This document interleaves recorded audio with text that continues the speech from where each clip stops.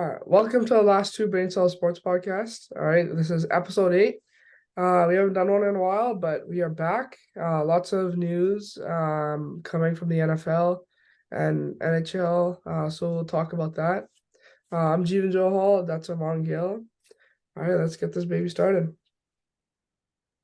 All right. Yeah. So the first thing I want to talk about, and I know we had a little bit of a conversation about it the other night. I'm not going to express what was said. We'll leave that in the past. But the Devils game, Canucks. Yeah, Canucks and Devils. It was a rough game to watch. Nonetheless, it's opening period, 4 goals for the Devils, 2 for the Canucks. It wasn't terrible. Got one with the last one within the last 20 seconds. So it wasn't terrible. It was like always kind of seemed manageable. Like just because the Devils, not a great defensive team, made the comeback in the third, faltered, lost all the momentum somehow when you came back 3 goals in the third period, lost momentum in the last minute, and you just play scared. And you know what? You know what I like about that game is all the Hughes brothers got points. That kind of makes that's nice. I do like that too. Yeah, it was nice to see. It was definitely nice to see that. Like, just being a hockey fan and being a Quinn Hughes fan, like you always love to see all the Hughes brothers play good. Oh yeah, 100%. I mean, I didn't like how the game ended, sorry, but you know what? When they came back in the third, I really like that, the 3-goal comeback. You don't see that very often out of the Vancouver Canucks. So it was nice to see that. But you know what? Even if they pushed it to overtime, I would have been happy, but not the outcome they're looking for. But you know what? Overall, the third period, normally the third period is not their period. They always play like a bunch of degenerates in the third period. But you know what? They played really good in the third. So I'll give them that. But they just need to end it off right. Honestly, I hope you know that we would have gotten the same amount of points if the game was 60. Doesn't matter. You know what? They played their asses off, and you know what? The Canucks did deserve the win there, but it was just poor defense at the end that cost them the game. But you have to look at it where, you know what, they made a 3-goal comeback in the third period, right? That doesn't happen often, but you know what? I think it was a good game. Definitely entertaining. Yeah, an entertaining game nonetheless. But I mean, I can't tell you from how high I was to the immediate low and hitting rock bottom felt. Mm-hmm. Well, it wasn't rock bottom. It was, yeah. Oh, it was pretty rock bottom. It doesn't really get much worse than that. Yeah, you weren't very, very happy with the win, right? Or the loss. You weren't a happy camper. Okay, well, one thing I really want to introduce now for the Canucks, because I guarantee you there's going to be a lot of these, and there'll probably be multiple. So I think we have around 2 this game, like just, and we're going to call it the Farlo Tate segment for all our non Indian listeners. We'll just call it the mistake of the game. Yeah, we'll go with that. Mistake of the game. Yeah. Especially for our the low light, shacked into fool. Shacked into fool, as some would like to call it. Yeah, but we call it something else. Yeah. So Farlo Tate segment. Yes. Farlo Tate moment of the game. Yeah, Farlo Tate moment of the game. So which ones do you got? My biggest one was definitely the 6th goal the Devils scored. Basically, he was just standing wide open, got the pass off, got the rebound, and he could have paused there for 3 seconds and still scored. Well, there's nobody on him, but that was my Farlo Tate moment of the game. Yeah, so we're each gonna just pick one for every game, and I'll oppose you on that, go differently, and I'll say mine was the second. I think it was the second goal in the first period that just kind of showed where we at that, like where we were at that period, and basically Tyler Myers in a sum. Yeah, in a sum, yeah. So Tyler Myers goes into the boards with Jack Hughes, and it looks like they're gonna collide and they're gonna have a scrum. So I was like, okay, like give Jack Hughes a nice little hit here, make him feel it for the next couple of shifts. And Jack Hughes just completely backs off. So I was like, oh, wow, okay, he really didn't want any of the smoke. That's good. That's good. That's why we have a big guy like Tyler Myers. So, Tyler Myers, like, make a play, like, just get it up the ice. Let's make something happen. This guy has it on the boards and just when I'm telling you he gives it to Jack Hughes, I'm telling you, you probably would have thought he was on the Devils payroll.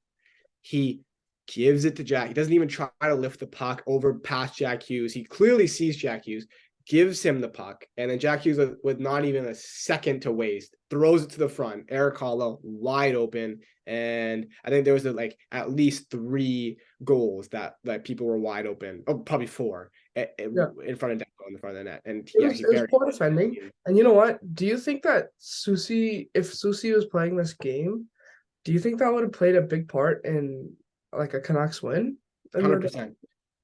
100%. I think Pew Sitter and Carson Soucy being out right now really, really affects, especially the Canucks PK. I think that's one of the biggest things. I feel like they Yeah, were guys who were brought in to fix a broken PK, yeah, and they're out, and once again the PK is struggling. mhm, But even just having those 2 guys who are more defensive minded players yeah, are like exactly what the Canucks need on 5-on-5 as well. for sure. And what are your first impressions of Nikita Zadorov on the Vancouver Canucks? I didn't get to watch the first Calgary game. I was working. I got to watch a little bit of it on the TVs, but from the Devils game, he was, I don't know, he kind of almost seemed invisible. I feel like he Yeah, played um a decent game. Like I saw him he had lug the some big puck up a couple hits. times. Yeah, it had some big hits. He lugged the puck up a couple times, dumped and chased, had a really nice hit behind the net on He I wasn't forgot who. completely a ghost on the ice.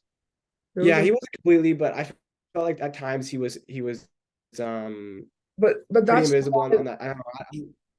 but that's Not a fan of that chaos line. the exact guy the Canucks need though. No, for sure. They definitely need a So body that can. even against the Calgary game, like he kind of looked a little awkward out there, but you know what? It was his first game with the Canucks, new system, new everything, right? Playing against his former team, he had some big hits. He almost fought, I think Dubé it was, because he had a big hit on him on the bench, like on the boards against the bench. So Yeah, you know what? I so far I really like him just because of how much he hits and just creates just creates opportunities like with like when through the yeah, hits, right? Just making the defender lose the puck and stuff, right? So with that, like I really like him so far. He's a great defender. And remember, Canucks didn't bring him in to be a power play type player. He's more of a defenseman like actual like playing defense and just laying guys out. That's what he's meant for, right? Just yeah, big 100%. And I do fights, like, just being the instigator. yeah, So, yeah, I do like that. And for what we gave up, I think it's amazing. I think what we gave up for him was oh yeah, an 100%. insane return. Like just even being able to get Beauvillier off the books with a Yeah. $4.2 million cap hit. Like honestly, I think Beauvillier is a good player. I think he's 25, 26. I think he has a lot of room to grow. Mhm. But honestly, you can't pay that type of money to a bottom 6 guy. Like someone Exactly. who's be there on your bottom 6, and you have a lot of other problems to address. Mhm. I'm loving Alvin and Rutherford. I think I think when they're brought in, I'm like they have a winning culture. You know what I mean? Like they've won plenty Yeah. of times, so they know what they're doing. Yeah.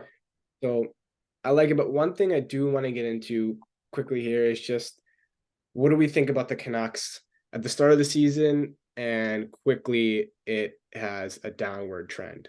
So, their first 13 games, they're 10-2-1, so with 21 points. And then with the last 13 games, they're 6-7. So in the last 10 games or so, they have been win, loss, right? Just switching between wins and losses. So I mean, they have been inconsistent, but they're still putting up goals. Um, but they just need to be you know what, like more consistent, like Talkett said.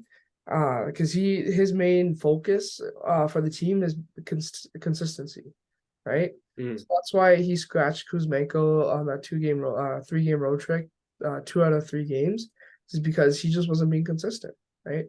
He still isn't Yeah. consistent now, but you know what? His confidence is shot. So that's where he just needs to kind of just bring up his confidence, and I think he'll have, I mean, a stellar career, right?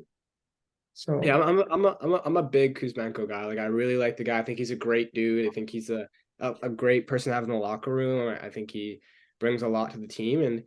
And you know, like I feel like a lot of people are banging on him right now for having that slump. But honestly, I feel like a lot of people are forgetting it's his second year in the NHL. You know what I mean? Like I exactly, feel like a lot of people are forgetting he's still trying to get used to this level of play. He had a great first season. Like you said, he had 39 goals his first season. yeah, Like yeah, it could be fluky sometimes, but like with a player like that, he's still like when he got scratched, I think he was 14 points in 19 games. yeah, He's still playing at a pace where you would have him in your top six and he would be good. But that confidence, he's overthinking every single little yeah. play, trying to make that perfect play when generally the perfect play is usually never available in the And you know NHL. what pisses me off is Elias Pettersson, how he's a pass first type of player. Like, dude, you don't understand how many times I've been yelling at the TV for him to shoot the damn puck, right? When there You was, I think he had a 2-on-1. It was him and Garland or something. I don't know, can't remember which game it was. He just went right up to the net, just to Yeah, it kind was of a Ducks game. It was a Ducks game. like, shoot the goddamn puck, man. Like it's so annoying how even when they set him up for the one tees on the power play, like, dude, just let him rip, man. Like, You know what frustrates me as well with bringing up Elias Pettersson? His line mates are starting to get out of hand. yeah, Why Lafferty and is Sam Lafferty and Dakota Joshua playing no, with it's Lafferty and Mikheyev. McKay? But then like closer to the end of the game, they went with Joshua and Lafferty with Pettersson, and they put McKay up on the fourth line. Yeah, And please tell me why you think Pettersson can support those two. He's great. Don't get me wrong. But the reason why he had 102 points last season was because of Kuzmenko and that Mikheyev. They yeah, were all pitching in. You know what I mean? Kuzmenko was scoring goals. Pedersen was laying it yeah, on a tape. Like Lafferty and Joshua don't have the IQ that I'm not saying they're dumb. I'm not saying that. I'm just saying like elite players can see the ice like no other. Like Quinn Hughes yeah, sees sees the pass like not every other defenseman. You know what I mean? yeah, And those are what the superstars. That's why they're so good. You see, even Jason Robertson, why he's playing so good. He has rope hints, who's amazing, and then that veteran in Joe Pavelski who can do it all on yeah, that line. And then exactly. you look, But you look at you all also these said other teams. Like, yeah, and sorry, also, dude, Holgrinder, he has been playing phenomenal, right? yeah, I I agree. haven't been his biggest fan in the last few years, but now, dude, he's stepped up. He's shown 100%. that he can be a top six player on the team. And you know what? Him only getting like 10 to 12 minutes a game is ridiculous, right? Agreed. He should definitely be the line should definitely be Holgrinder, Pettersson, Mikheyev, right? Uh-huh. Well, I would like to see Kuzmenko. I would like to see Pedersen, Kuzmenko, Hoglander, and just see how that would rock. And you have a Yeah, nice chicken guy in Hoglander. You have two really skilled players with the puck, and just I don't know, just see where that goes. You might as well give it a try. But yeah, 100%. Like I agree with you there. Um, yeah, and then let's talk about the goal differential. So in the first 13 games, they had 59 goals for and 26 goals against. The last 13 games, they have 42 goals for and 44 goals against. hmm, So a significant increase in goals against. Would you blame this on the goaltending or more the defense? no, none of it falls on the goaltending. I think DeSmith has played amazing, and I think Demko has played above what everyone thought he was gonna do. Well, Yeah, like us Canucks fans knew what he was capable of, but a lot of the media didn't see him as even top 10 goaltender. But like I think he's just shown like truly like how good he is. But you can only be so good to how good your defense is. You know what I mean? Like that's why Alexander Georgiev has the most wins in the NHL right now. He's not amazing by any means, but that defense in front of him is solid, like yeah, really solid. yeah, 100%. But you know what? I hope I hope for the best with Demko. Like I don't know if he will win the Vezina this year, but if he actually has a proper defensive core in front of him, a good group of guys in front of him, then you know what? He's a easy candidate for a finalist for the Vezina You know award. what? I genuinely think that this team is so close to contending. Like, and I don't want to say it like that, but I feel like if you add, like, you look at our defensive core and you see Carson Susie come back, and you go Hughes, Hronik, Susie, Cole, Myers, Zadorov, and then you sign, even say you sign Ethan Bear, you have that guy coming off the bench. I feel Yeah. like your defense core is pretty good. Like, if they can play to as high as they've been playing, Mhm. not Myers. Myers is a liability, but like Ian Cole, solid defenseman. Carson Susie, solid. Like, like, and then if you can acquire one more top six guy, Yeah. Maybe even like a double camp. Horvat, like I'm not saying I want Horvat back, but obviously I do. I love Horvat. I don't understand the fact why people are booing him.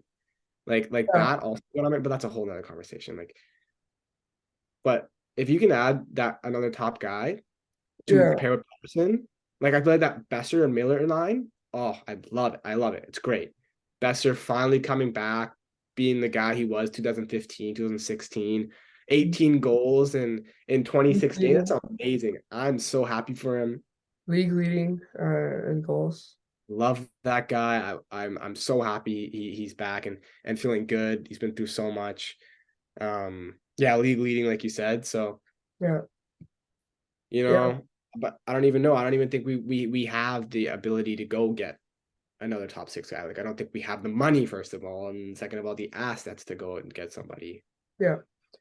Yeah, I agree. And then maybe even dumping Mikheyev or trading of him for another piece. But yeah, there's lots to go through about the Canucks. You could talk about this for hours. But you know what? Let's move on to the NFL. So what are your impressions right now of the playoff picture? Like, we have we have the Texans just sitting right outside the playoff spot. Do you think they can make a push and get in, like squeak into the playoffs, or what? Genuinely, I'm a big Texans guy. I love Stroud. I especially love Tank Dell, and I'm so disappointed at what happened with Tank Dell and how he broke his, what was his fibia, Yeah, something. Yeah, I think it was. or broke his, like, something like that, and it's so awful to see. Like, you see those two guys tearing it up at a young age, rookies. Sucks, but honestly, without Tank Dell, I don't know. I don't know if you have the enough to get over that line, because now the Broncos are on fire. So I think they lost last week, but still they're in it. The Bengals now. What's the quarterback's name? Browning, Jake. Yeah, Jake Browning. He's Oh, he turning was playing up. great. Playing great. Yeah, you can't count him out after that game. Some quarterbacks don't have a game like that in their entire career. Yeah. And I feel like you can't count the Bills. They're 6-6. They're still the Bills. Ah, One I don't game think out. so. They're not making playoffs this season. Yeah, I wouldn't be opposed to saying they wouldn't, but I wouldn't count them out. They're still one game back. I don't know if the Colts hold that spot. Colts are Uh, 7-5, and Minshew, man, he's Gardner Minshew. He's playing phenomenal.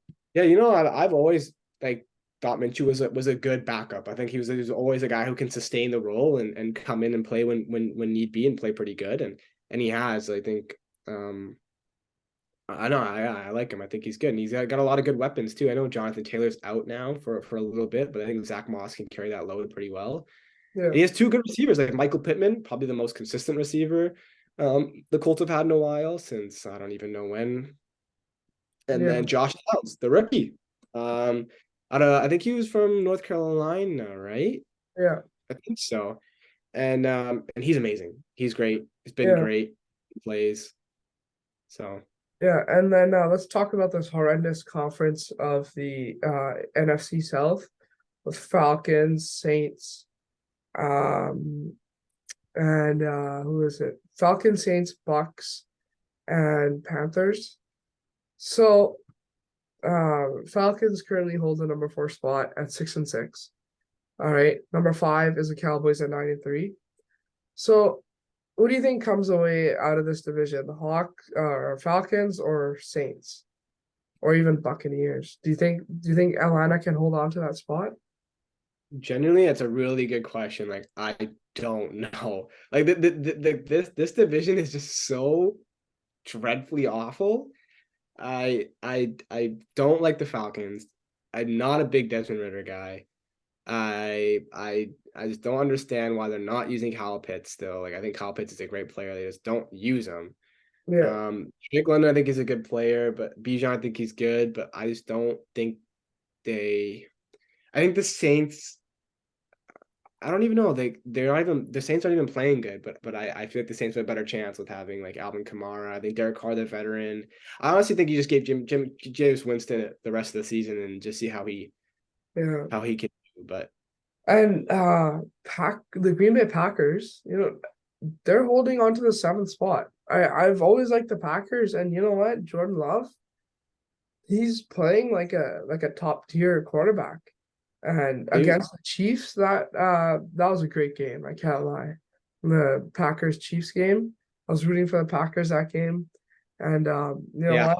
They Chiefs. came out with a big Yeah. win, but maybe a little. I know. He's I think he's just doing everything he's been taught. I think he's really playing the system well, and I think he's embraced being that guy because he really has shown that he is. Yeah, Like, I think you and the NFC picture looks really tight too, and it looks really good. Like, you see like a young team like the Packers with all those yeah. rookie receivers. I love the receivers. I love Jaden Reed. I love Romeo Dobbs. Christian Watson is amazing. So They have speaking of, yeah, sorry, go ahead. Yeah. Yeah, no, I'm saying they have a fun offense to watch. I think it's gonna be good for a long time. Yeah, so speaking of the like how tight it is, so number six Vikings hold the spot in the playoffs at 6-6. Number seven, you have the Green Bay Packers at 6-6 as well. And then in the hunt we have the LA Rams at 6-6 with also the Seattle Seahawks at 6-6 as well. Who do you see coming away with the with those two playoff spots? So genuinely, I think the Rams squeak in. I think the Rams are a very good team. I love Puka Nacua. I'm a big fan of him. I think he plays the game right, plays the game like Cooper Cup. I think he's smart, and you give him, he's gonna get better year in year out, understanding the defense more and more. And I think Matthew Stafford's a baller. I think he's great. I think he's injured though, right? So how do you know how long he's out for now? I'm not 100% sure, but you know what? I don't know if Rams can really make that push. I think Packers will for sure. They're playing the Giants next week, so I think Packers will for sure make the playoffs. Vikings with Joshua Dobbs, what's his name? I don't, Yeah, Joshua Dobbs. Yeah. I don't think they're gonna squeak in. I don't think they're gonna use Jefferson at all next week, to be honest. Are you Uh, against someone with, are you against someone with alopecia? yes. Oh, okay, fair enough. Yeah, I don't think it like he's you know what? He played great the first couple games and then the most recent game, he had four interceptions. Or no, which one was that? It was a Thursday night football game, I think, right? It was Um, against let me just look who at was it it. against? It was It the was Bears. yeah, it was the Bears. So Yeah. that game he had four interceptions, and you know what? That's just kind of shows that he can't really be a consistent quarterback. Yeah. I agree with you, but to be fair, a lot of those interceptions were not his fault. Yeah, I Looking don't. at it, a lot of them were tip balls off Jordan Addison's hand, one of them, and Yeah. You but know, he, he like, just wasn't using like his receivers properly because he was also trying to run the ball a lot. He was getting sacked a lot, right? He was just kind of holding onto the ball too long, you know? no, I agree. He definitely you can't lose 12-10 against the Bears on Exactly. prime time when you need a win. Like, Yeah. you can't drop that. Yeah. Um, Um, so also gonna talk about just like the strength and schedule. Like, I think the Vikings. I don't think the Vikings really have a shot yeah. with Josh Dobbs as well. I agree with you on that. I think Matthew Stafford's actually going to be back this week, so I think the Rams have a really good shot. I think they probably bump out the Vikings, and Yeah. then I think down to the Packers and Seahawks. But I think the Packers. I'm going to agree with you. I think the Packers squeaking over the Seahawks just because the Seahawks have such a tough schedule ahead. They Mhm. have the Niners, the Eagles, and then they play the Titans. Steelers, who are playing good football, they have a good defense. You can't count TJ Watt out, right? So Exactly. you know they have a tough schedule, and Yeah. looking at the Packers schedule, I think they only play teams with a losing record from here on out. Yeah. Yeah, it's Giants, Bucks, Panthers, Vikings, Bears. So Yeah. Let's move on to the weekly picks. Um, so we have this next week is we're already into week 14, if you can believe it or not. I know, This NFL season has gone by so fast. Let's yeah, start off with the Thursday night football matchup. We have the New England Patriots in Pittsburgh against the Steelers. So Steelers currently are 6-point favorites. What are you thinking about that game? I'm not taking Steelers. What? I'm taking the upset. I don't know about that, man. I don't, Steelers it's true. are frauds. Oh, they're not. They're legit. But you know No. what? Kenny Pickett's out. So the Steelers, I mean, Patriots are horrendous. Like they're just horrendous. Hmm. I don't know which way this game will go. Hopefully it's in the Steelers' direction, but you know what? I think I would still take the Steelers in the 6-point favorites. If I'm looking at those odds, I am smashing the New England Patriots at +6. I don't know, man. And Mitch then Trubisky, that guy is a plug. Trubisky, yeah, I'm not his biggest fan, but we'll see. And then we have we'll go into more like better games as opposed to like more crappier games. We have the Texans and Jets. Texans are 3.5-point favorites over the New York Jets. Zach Wilson is back this week.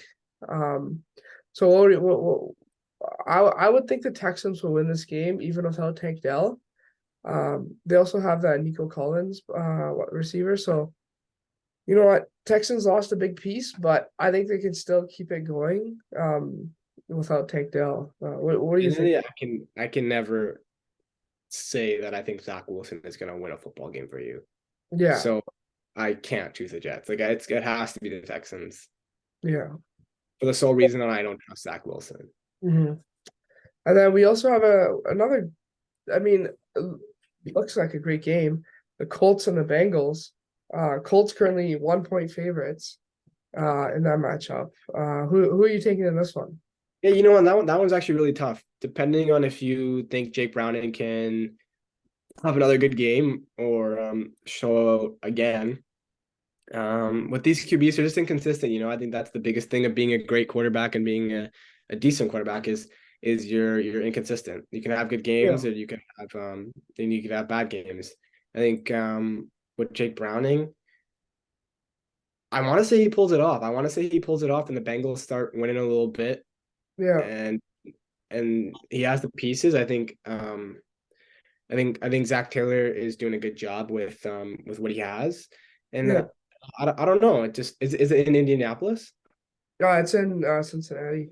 Oh, it's in Cincinnati. Yeah, see that plays a big part as well. So coming on the road for Indianapolis, I say the Bengals keep hot and they take that one. All right. And then the next one we have the Jags and the Cleveland Browns. Uh Browns are 3-point favorites in this game. With Jaguars, most likely Christian Kirk will not play in that game. Hmm. So how much of a difference does that play in the Bengals offense? The Jaguars offense. Yeah, sorry, the I Jaguars offense. My bad. I think it's huge. I think it's pivotal. I think you have probably not Trevor Lawrence playing that game. You have CJ Oh yeah, Beathard in. Trevor Lawrence as well. Sorry, I forgot about that. Yeah. Yeah, and you take away one of his best receivers. Mhm. But the Jaguars still do have good receiver depth. Like they have Zay Jones who can step in. Captain Yeah, Ridley's a beast. They have ATN in the receiving game who's been great too. yeah, So I think the Jaguars obviously still have a shot, yeah. but I mean the Browns are still hot too, right? They're winning. Um, so I think it's gonna be close, but I'll take the Browns. I'll take the Browns. Yeah, I'll take the Browns.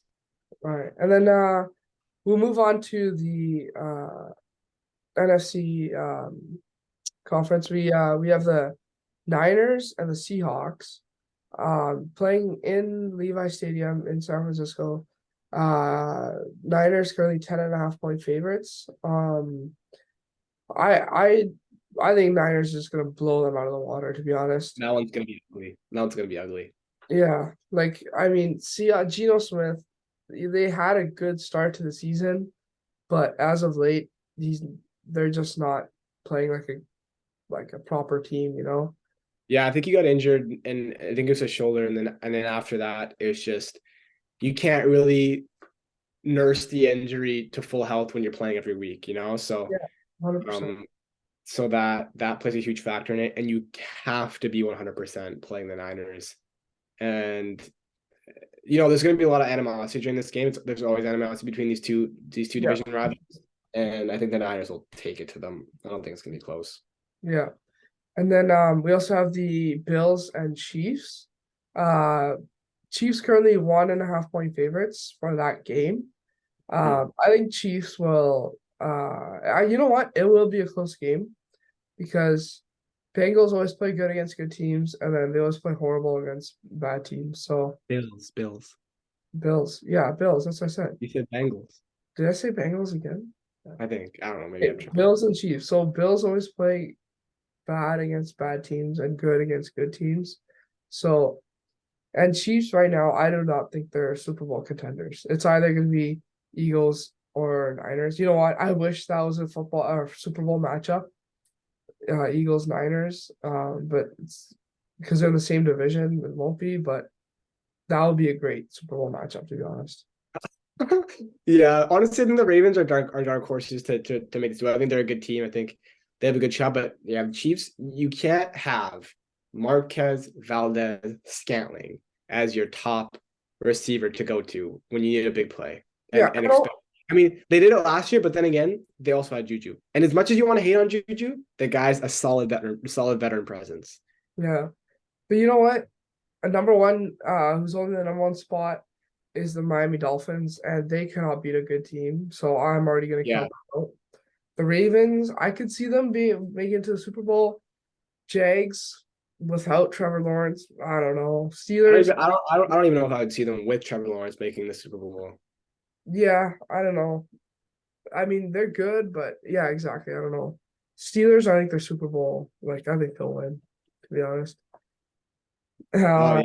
Anyway. and then Colton round. Take So that, take that smile off your face and tell me with a straight face. You think the Steelers actually have a shot at lifting the Lombardi Trophy this year? it's gonna be TJ Watt. Oh, okay. So you did crack before this. I got you. I got you. I got you. But realistically, like, who really is gonna win the AFC? Because I think Ravens are definitely favorites, like right now. Like that's what I would put my money on is Ravens because they're so good. Their defense is good. Yeah. Lamar Jackson's playing really good, so it's tight. But you know what, Chiefs are. I think it's over for them. They Oh, actually I don't say it's over, but they just need some better wide receivers. That's it. yeah, I agree. And the defense was horrid against the Packers as well. Like Yeah, defense was horrid. They couldn't get a stop. Couldn't stop um a young offense like that. You got to frazzle someone like Jordan Love. They couldn't get to the quarterback. He yeah, had all day throw. That's gonna kill you. It's gonna kill you. So I agree with you. I think the only people who have a shot at making the Super Bowl is the Dolphins and the Ravens. I think the Ravens have the better odds. yeah. And then I think it's gonna be a Ravens Niners Super Bowl. That'd be pretty good. They play Christmas Eve or Christmas Day, so that should be a little Oh, telling. that's gonna be great. Yeah. Yeah. And then for the Sunday night football game, we have the Eagles and the Cowboys.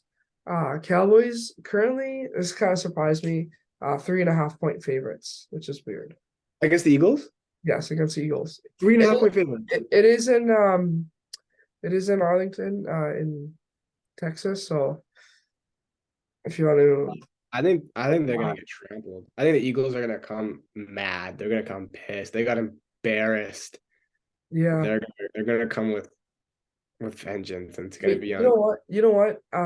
Because I mean Dallas can't really beat good teams either, but Um, if it, I would not be surprised if Dallas squeaks away with a win.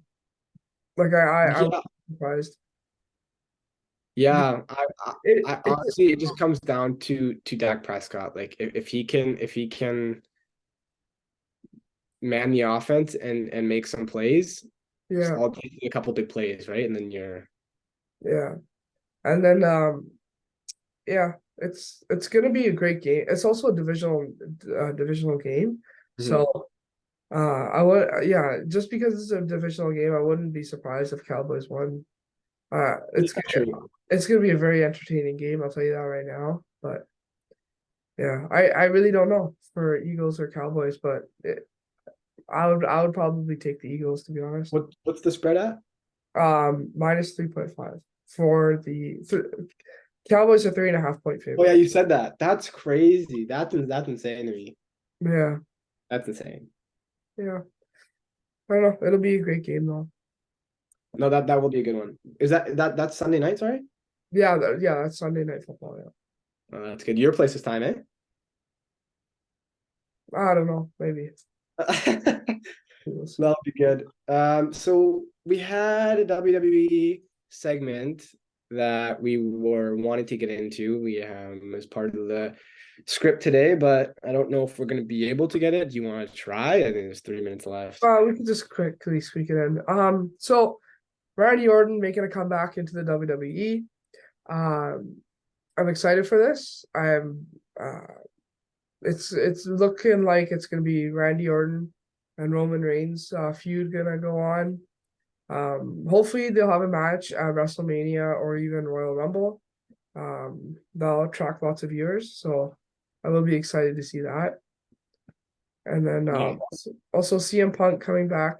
He will be on SmackDown on Friday, but he is most likely going to sign with the Red Brand on Monday Night Raw.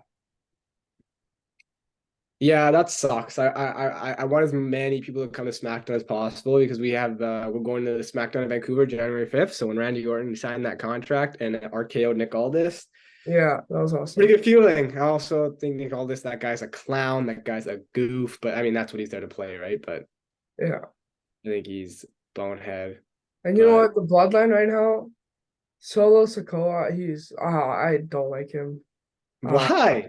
I don't know. I just don't like him. His music's They need to tune up his character a bit more. And you know what? And Jimmy's doing a good job of just being an ass. yeah, I agree. I think Jimmy's doing a good job being he's a jobber now, but like he's doing a good job of it. Yeah, exactly. Yeah. But you know what? It's just because of CM Punk and Roman Reigns being here. I think Corey Rhodes, if he's gonna win the title, it's Sorry, gonna hold on. Sorry. Sorry for what did you just call him? Corey Rhodes, like a car. Corey with an R. Yeah. So you do understand his name is Cody Rhodes. Yes, but I don't like that's his nickname, I would say. No, that's his nickname, Corey Rhodes. Why is that? It's That just did you he like looks think like a his name was Corey. He Corey? looks Did like a you? Corey, you know?